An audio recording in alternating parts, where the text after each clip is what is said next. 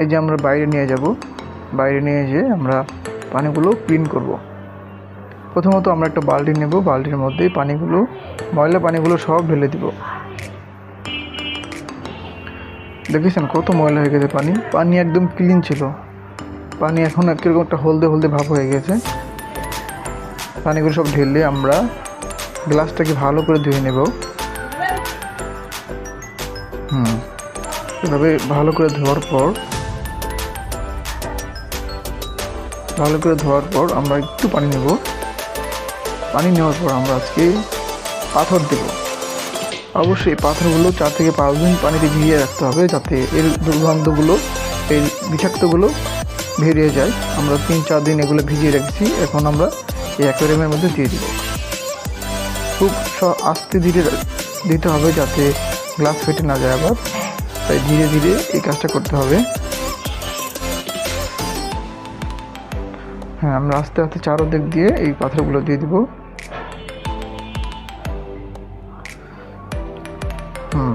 দেওয়ার পরে আমরা সুন্দর করে ছড়িয়ে দিব।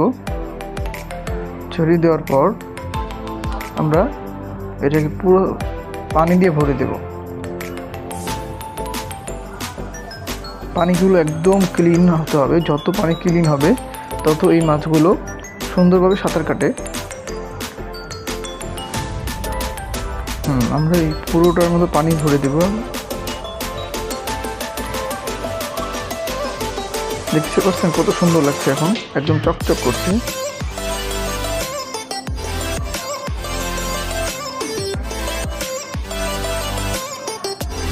ছোট একটা অ্যাকোয়ারিয়াম, এটার মধ্যে আপনি 4-5টা ছোট ছোট মাছ পালতে পারবেন, বেশি বড় মাছ পালতে পারবেন না, তাহলে মারা যাবে। এখন আমরা এই পর্যন্ত পানি দেব। দেওয়ার পর এটার মধ্যে আমরা একটা,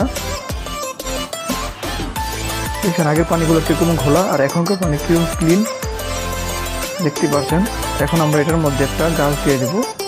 এটা হলো প্লাস্টিকের গাছ, এটাও আমরা 3-4 দিন ভিজিয়ে রেখেছিলাম, যাতে তার কেমিক্যাল পানির মধ্যে না ছড়ায়। এখন দেখছেন কত সুন্দর ক্লিন লাগছে। এখন আমাদের ছোট ছোট কিউট মাছগুলো আমরা এখানে ছেড়ে দেব। দেখতে পাচ্ছেন আমরা নতুন জায়গায় এসে এখন মনে করছে যে নতুন বাড়িতে চলে এসেছে। এখন দুজন সুন্দর করে সাঁতার কাটছে, একদম ক্লিন হয়ে গেছে, কি সুন্দর। এখন ওদের হয়তো অনেক ভালো লাগছে।